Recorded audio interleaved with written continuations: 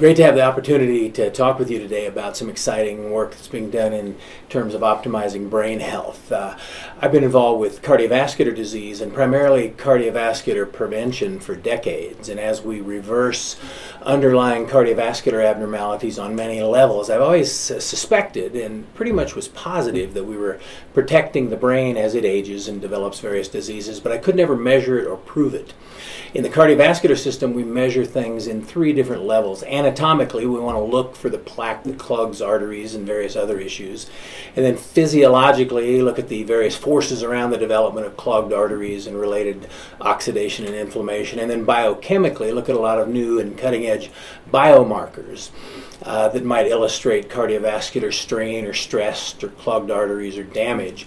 So in my practice, we're always trying to normalize those through a variety of interventions with medication, vitamins, supplements, lifestyle, and have had great success in doing that, ultimately with our goal to eradicate heart disease, stroke, and related vascular entities. In the process, though, I would tell my patients we've got a great opportunity to protect the aging brain, but I could never prove it or measure it. And then I met the people from the WAVi brain scan organization. And using WAVi, I've been able to quantify brain health in some unique ways that I think has great practical applicability for all Americans, all citizens of the civilized world, basically, in terms of the ability to measure brain health simplified in a evoked potential EEG that gives me brain speed and brain power. And those two entities decrease with age. So I've always tried to interrupt the aging process in the heart, the blood vessels, the kidney, and various other organs that might be affected by vascular health. And now I might then have a way to measure the processes that are involved in the brain. With the WAVi brain scan, I can then be able to measure brain speed, brain power, and then intervene and watch those things improve and change. So as I discovered the WAVi brain scan, I first wanted to test it out on my existing patients. So I have at least 50 to 100 patients that were on the Boone Heart Institute program with all of optimization of all these variables. So I tested out the WAVi brain scan on those individuals, and it had already been shown in the football and in the concussion world with the University of Colorado, and we often are looking at using it in our work with the NFL and NFL alumni.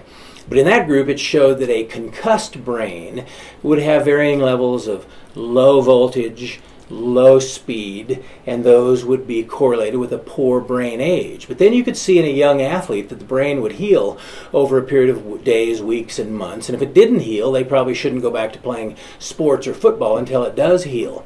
Well, that ability of the brain to change prompted my interest in could it work with the typical aging baby boomer as we look to preserve brain health. In many ways, I and my patients want the last organ to die to be our brain, and I think that's now possible. But we couldn't measure it as effectively as we would want. So with WAVi scan on these 50 to 100 patients who were on our protocol, their brain speed and power looked fantastic, like a 20 to 30-year-old. So that told me two things. First of all, if the WAVi brain scan would have shown abnormalities in people that I thought I was treating perfectly, then either something's wrong with my treatment or the scan wasn't measuring what I wanted it to measure and wasn't showing brain health as I saw it. But in fact, what happened was those correlated almost perfectly. So then I started using it in pre and post fashion. So I would get a baseline evaluation of cardiovascular health with all these anatomic, physiologic, and biochemical variables. And then I would simultaneously get a WAVi brain scan along with these others and track them over a year. And lo and behold, our first 15 patients who had no treatment prior to the testing not only improved arterial health, inflammation, oxidation, heart age, anything I could measure in the cardiovascular system, but their brain health on WAVi brain scanning got dramatically better as well. And that's been consistently seen now throughout our work. So I think in the WAVi scan, which is an evoked potential EEG, it can be very easily used in the primary care setting. Too often in cardiovascular disease, the leading doctors are cardiologists, cardiac surgeons, and hospitals, but they really deal with our failures. Interventions that are way too much, way too late. Even though they do brilliant work, I want to prevent heart disease earlier.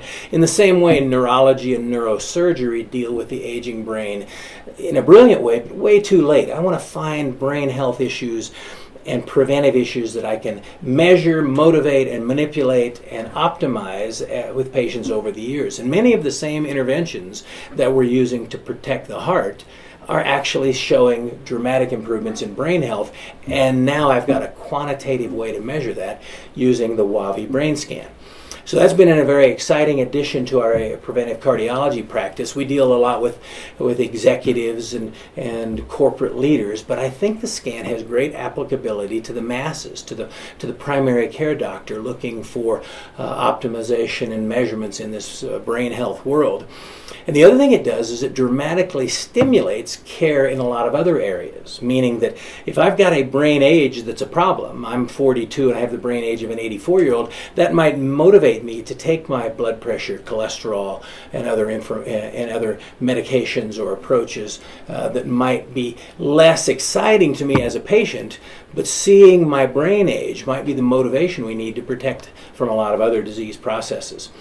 So I think this scan really has completed my ability to moderate and evaluate the body from head to toe and then show patients dramatic improvement, all in a subclinical way.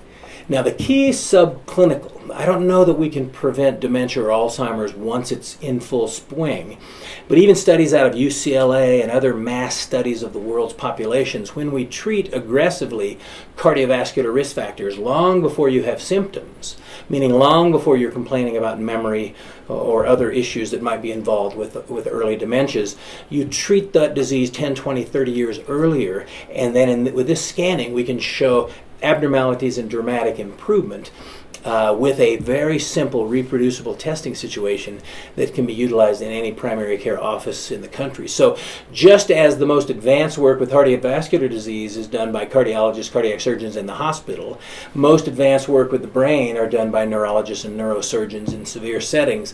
The real key to both those organs and protecting our bodies is at the primary care level. So family physicians, internists, nurse practitioner, physician's assistants, and nurses are actually, in my mind, the most powerful brain and heart doctors in the country, and they will be further empowered by such data and information as can be ascertained from the WAVi brain scan.